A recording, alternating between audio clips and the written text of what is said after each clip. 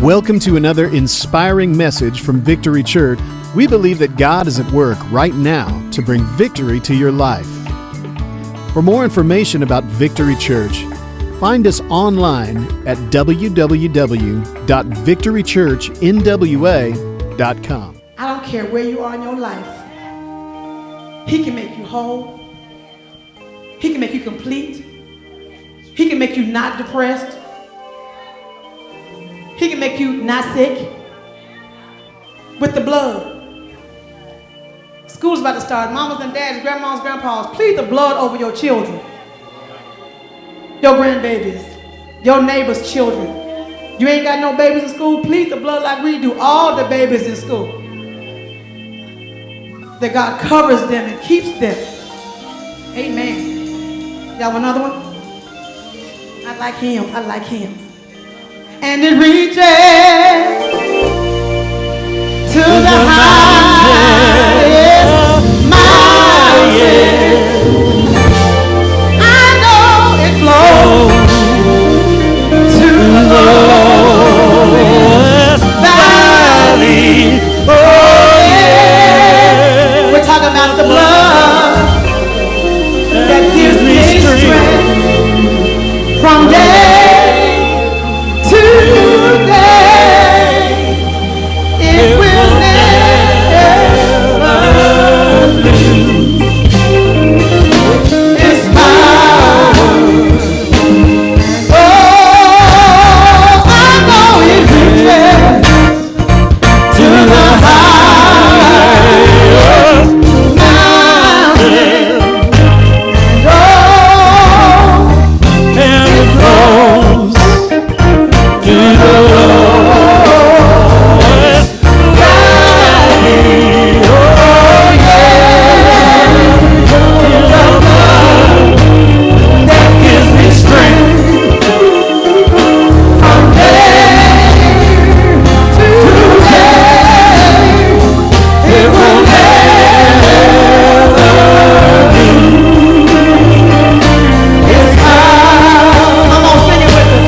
Oh, I know it reaches to the highest. I don't care what mountain you on, it'll reach you. And oh, it flows. However low you are, the lowest valley. Oh yeah, the blood that gives me strength from day to day. It will never lose. It will never lose. It will never lose. Can't be diluted. It will never lose its power. Oh, I know it reaches to the highest mountain. And oh, and it flows to the lowest valley. Oh yeah, in the blood that gives me strength from day to day. It will never lose. It will never lose. It will never lose its power. Hallelujah.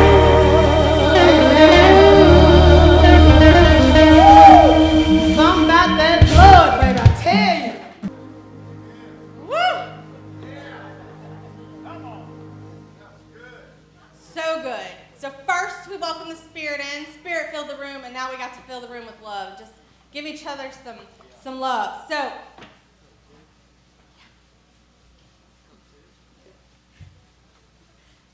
It's been a long week. Talked to a few people before church. Think everybody's kind of feeling that way. Is anyone tired? And before you, yeah. Somebody might be physically tired too, but I mean, who is tired? I mean, who's tired? I hear a lot of yes. And just overall, you know, like life, the ins and the outs, the battles. She talked about the battles, but one after the other. And we get past one, or sometimes we don't even get to the end of one, and here comes Satan with the next, right? It's exhausting. It's exhausting. And sometimes I feel like I'm swimming. Or, let's be real, most days it's just doggy paddling, trying to keep my head above water, if I'm being honest.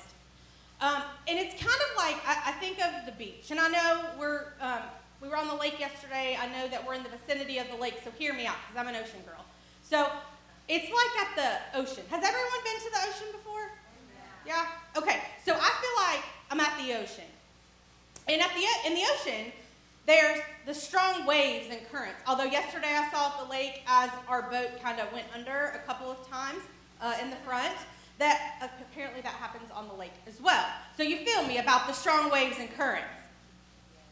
And you know, you just get past that you jump and you get past that first wave, but guess what? You just breathe for a second, because it's calm for a second, but guess what? There's another one that's coming. And constantly you're trying to I don't want to get the salt water in my mouth or drown, so I'm just trying to keep my head above the waves, right?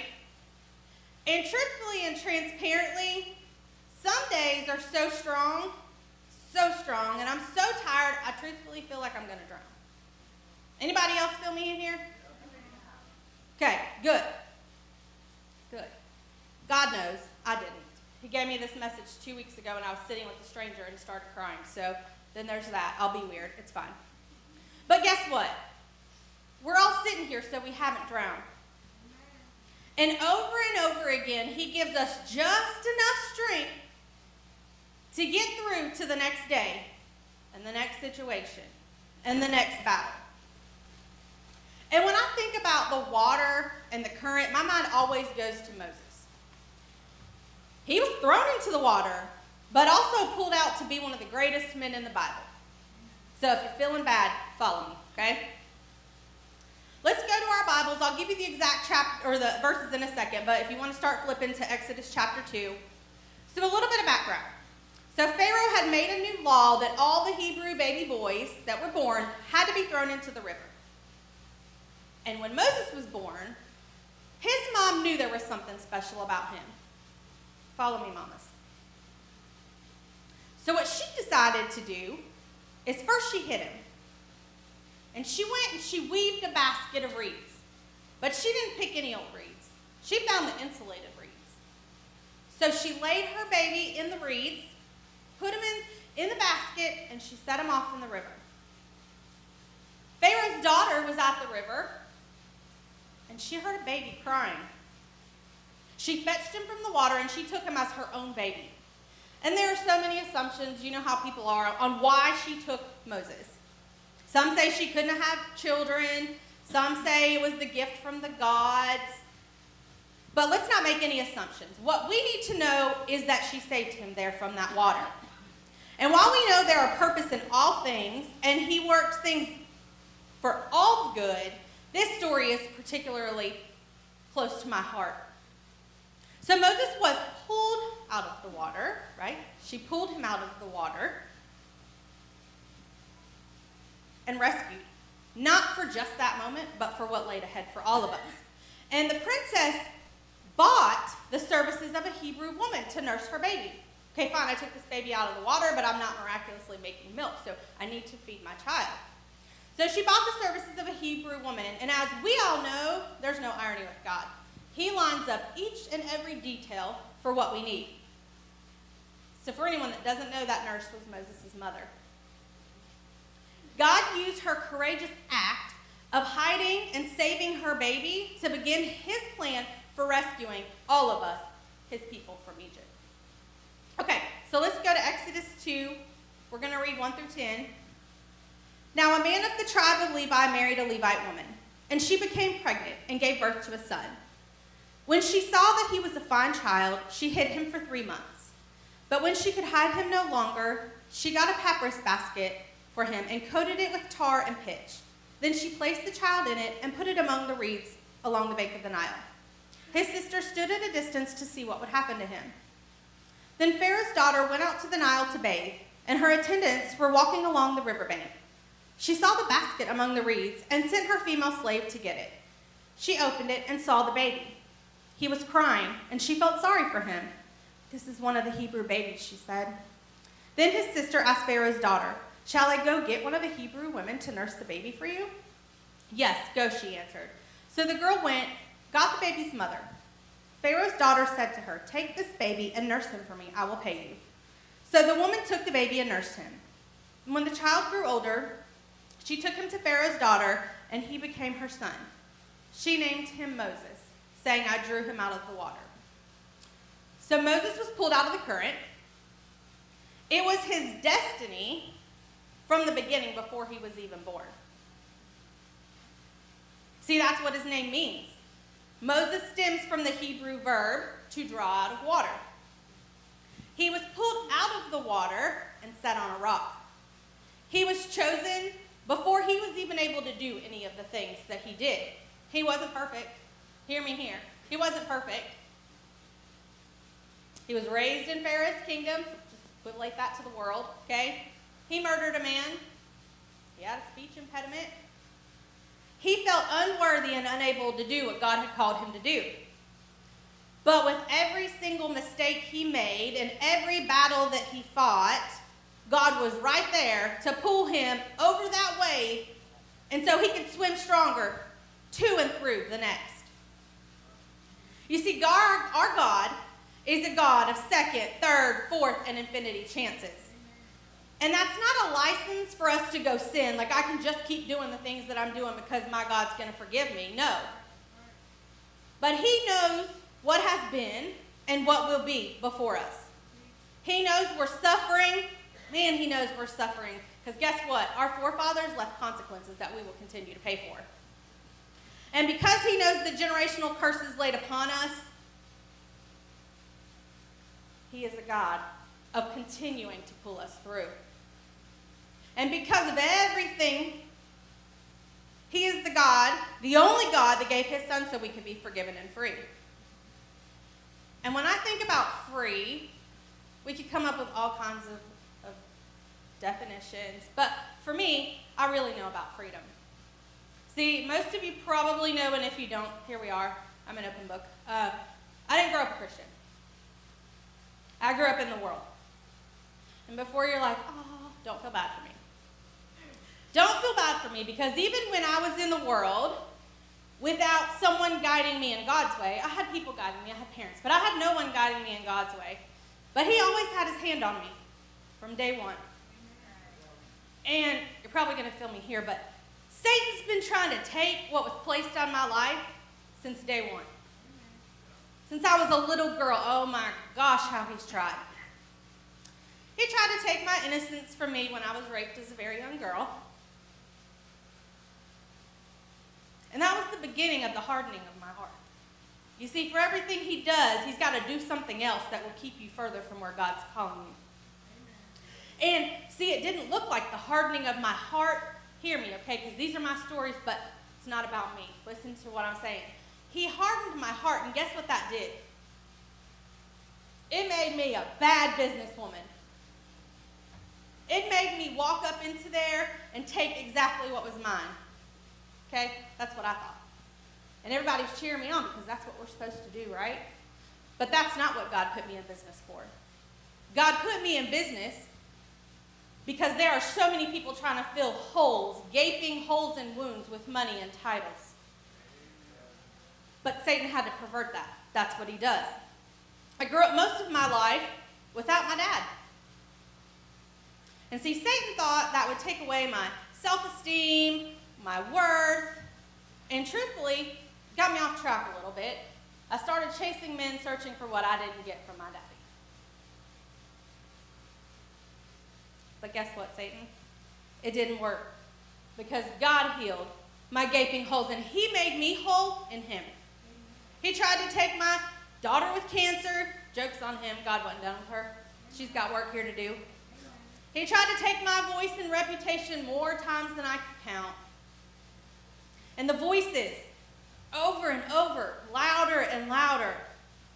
You're too loud. You're too much. You're just overachieving. What about this one? Women aren't supposed to do that. The lies the enemy has spewed over my life and by so many people closest to me, all for one purpose. There's only one purpose, okay? There wasn't more than one. It was because of the anointing God has placed on my life. Because of what he's created for my voice and for my heart to do. And y'all, again, this is my story, but these stories are not specific to me. You don't have to raise your hand. I'm not asking who's been through these things too. Don't worry. You don't have to do that. No need to raise your hand. But I know that some of these stories are also sitting here in this room. You know, the battles may sound familiar because we are all fighting a battle. So I don't know what your battle is today, and I don't actually need to know unless you want me to, because that's between you and God. The bottom line is everybody in this room today is fighting a battle. We're all fighting a battle. And we're fighting the battle over and over and over, day after day after day. And do you know why you're fighting? Because of the call that's been placed on your life. It's not just me that's called. Every single person in this room has been called. And the fact is, even if you don't know what your call is, or you're still trying to navigate and figure out how God wants you to use that, you're sitting here. And the fact that you're sitting here or watching us online means that you're trying to figure it out, but you know there is a call on your life. But guess what? Satan knows it too. And that is why he is fighting you so hard. Okay, anybody ever seen the movie Moana? Okay, bear with me. There are debates and debates, y'all, as people, we could debate on everything and on so many movies and so many underlying meanings. So I'm sure you could, whatever, you have your opinions, you can find something wrong. But let me tell you what I got out of this movie and why I love it so much. From the time she was a little girl, a little toddler baby, she was just trying to get to the water. And she was pulled to it. It called her to it. And she couldn't figure out why. Why do I keep going to the water? Why do I keep going to the water? And no one else on her island understood why either. They just kept trying to pull her away from it. And you know why they were trying to pull her away from it? They were afraid. They were afraid. Note here, when it's not their call, they're not going to understand. And it doesn't matter who they is. So when she finally followed the call and went anyways, okay, she went. She finally understood it. She was called to the water to save a nation of people from the curse placed upon them. And I thought my connection to the water was because I grew up in Hawaii and I was always in and around the water. But as I've grown up, and more importantly in my relationship with the Lord, I realized it's so much more than that. I'm connected to the water because I was born to swim. And so are you. I was born to ride each and every wave and to come out on top. So are you. Guess what? I was born to take others to the water. I was chosen to lead them to the only source of life there is, the living water. And guess what? You are too. I'm not special. I'm not up here standing on this platform. The only thing that makes me special is that I'm God's daughter. And guess what? You are too. Swimming is hard, though. It is. It's tiring. We had our kids out on that, what's the tube thing you pull behind the boat? And we would watch them. They would hold on real tight at first, but you always knew when they were about to give up because the arms, you were holding here first, and then your arms are out here, and you're like slowly sliding off. And guess what? You know what's going to happen. We could time it. They're about to fall off. Swimming's hard, and it's tiring, but we shall not be overcome. Isaiah 40:31. But those who hope in the Lord will renew their strength. They will soar like wings on eagles. They will run and not grow weary, and they will walk, and not be faint. He is the rest for us. You're tired, I heard it. He is the rest for us. But there are a few things that we need to do and remember to really be able to get to this place. The first is, stop focusing on the current and have a clear vision of where you're going. Where there is no prophetic vision, the people cast off restraint, but blessed is he who keeps the law, Proverbs 29:18. Do you know the vision of where you're going? Do you? Can you see the path that you're on? The decisions that you're making, the words that you're speaking. Do you know where that's taking you? The current is real. And the enemy's goal over and over and over again is to sweep you under. But you have a lifesaver right there with you. It's right beside you. And you can't see it because you're too focused on the waves. You're so focused on the problem that you can't even see that you literally have a solution right here beside you waiting to save you. So you are drowning, but there's a lifesaver right beside you. It's right there. Lift your eyes to where your help comes from. Psalms 121 tells us. You've got to move your eyes and your attention and your words and your focus to him. You're not always going to be able to trace it, but you've got to trust it. Stop striving to keep your head above water. Lean into him, lean into the float in the water, and just receive the rest that he has for you. Second, remember how to fight your battles. Trust in the Lord with all your heart. Do not depend on your own understanding. Seek his will in all you do, and he will show you which path to take. Proverbs 3:5-6. How do you fight? You. How are you fighting? Is it with your fists? Words? Wait. What about your attitude? How you fight depends and determines on your ability to win. You see, we fight our battles on our knees. We fight our battles in praise and worship. We fight our battles in the Word. And guess what? This is the one and the only way. So if you want to win, unless you're like you feel good with losing and you just want to drown or something, this is the only way. This is how you do it. And third, persevere and keep pushing, because guess what? We know the story. He will rescue you, and not only will he rescue you like he did Moses, he's going to propel you into your purpose. So if you're sitting here trying to figure out, okay, God, what is it that you're really wanting me to do? Right? Persevere. He's going to show you. Don't quit.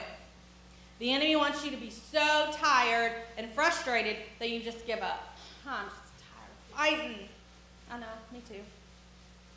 But we can't give up, because the battle's not going to stop. You're going to grow stronger after every battle, and each and every day you're just going to keep getting stronger, and you're going to start to recognize, like I talked about last time, the enemy's tactics, right? Understanding the plan is key to being able to win. So you're going to start after these battles, and I know you're tired, but you're going to start recognizing the tactics before they even come. Like I saw that one coming. There'll be some that you won't, but you'll be able to recognize them. And you'll know which way, by that recognition, on which way to duck and move, so you can dodge that one and dodge this one.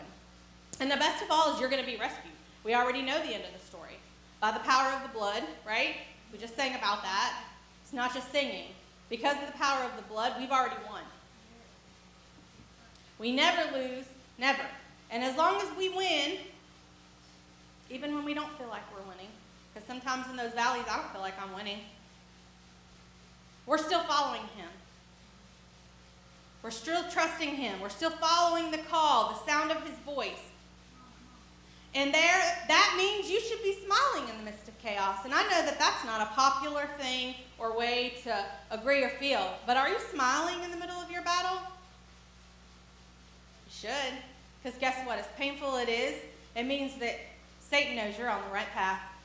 If he already had you, he wouldn't be fighting. We don't fight for what we've already got. Hold tight to joy as you remember. Ephesians 6:12. For our struggle is not against flesh and blood, but against the rulers, against the authorities, against the powers of this dark world, and against the spiritual forces of evil in the heavenly realms.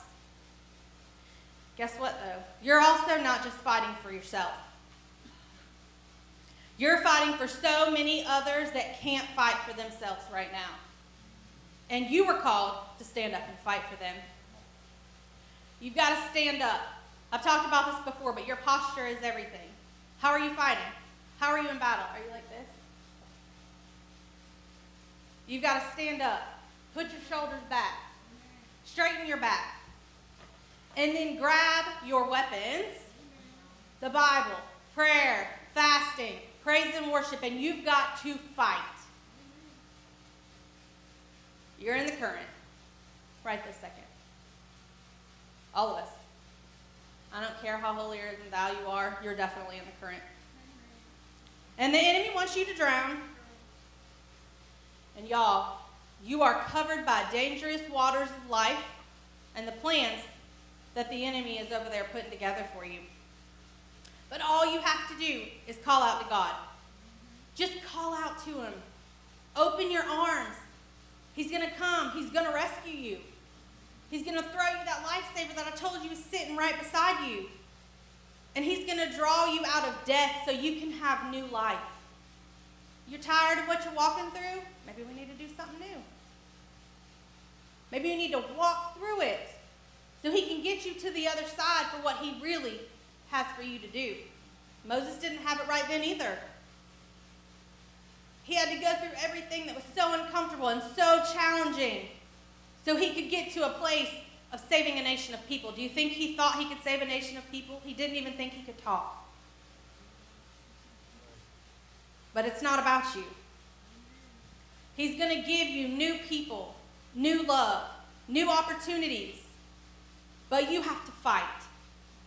You've got to persevere. And you've got to call out to him and reach out and open your arms so he can come. And today, you can find the rest and the strength you need to go into next week's battles. So the purpose of Sunday isn't just coming to sit in a seat or just hear a word. The purpose of Sunday is to come with like-minded believers to hear a word from God and to fill our cups, because it's not about Sunday. You were sent for Monday through Saturday. Monday through Saturday. And you fill up your heart and your soul with what you need to be able to take that out, because we're all fighting. We're all swimming and we're tired. So you've got to get rest and fill yourself so you're ready for what's coming ahead of you. Good news is, Satan can't take anything from you. And he can't take anything from me. All he can do is to manipulate our minds enough to get us tired enough and ready to quit, so we think we've lost. Oh no. No. We are winners. And you know why? By Christ's blood. We were sent to win. To rescue, I've heard this several times now by different people, to rescue a nation of people. We were sent to do that too. I am Moana. So are you. We were sent to rescue a nation of people. But are we doing that, or are we too caught up in what we got going on? Keep swimming. Keep going. And if nobody has reminded you lately, you've got this. You've truly got this. For more information about Victory Church, or to browse our media library, find us online at www.victorychurchnwa.com. Thanks be to God, who always leads us in victory.